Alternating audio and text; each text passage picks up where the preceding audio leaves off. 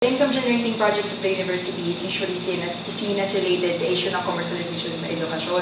Pero kasi in Alianza, what we see is, with regard to commercialization ng education, we are against that because private companies, it gives them an opportunity to encroach upon the researches in the university.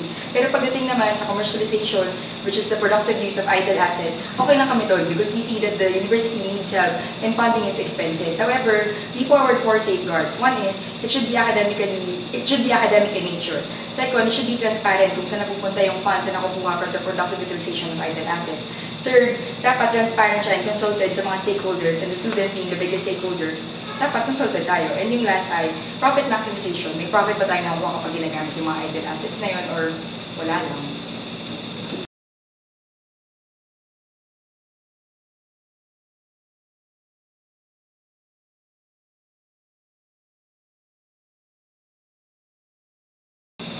Okay, so with regard to President Noynoy Aquino's administration, nakita naman natin na mayroong efforts na ipatupad niya yung kanyang mission na dapat matuwid. However, ang dami kasing controversies ng kanyang administration already and it's only been 7 months.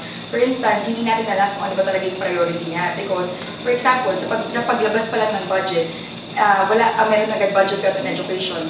The budget on social services is very low. Thus, MRT and LRT fare hikes sa lahat ng transportation services. Then, we also have to review some of these policies kagaya ng Option Bayanihan. Dahil ano ba talaga yung purpose nito with regard to counterinsurgency ba talaga siya? Or is it just to justify yung military spending?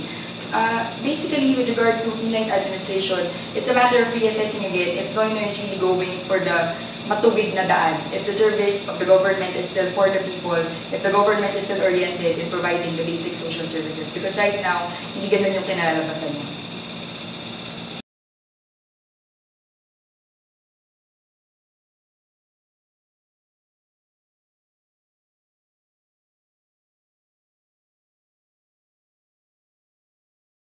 So, ipagpalagay na natin na yung USC ay sinigang na baboy. Ako na lang yung baboy sa sinigang na baboy. Una, hindi lang dahil malusog ako ngayon.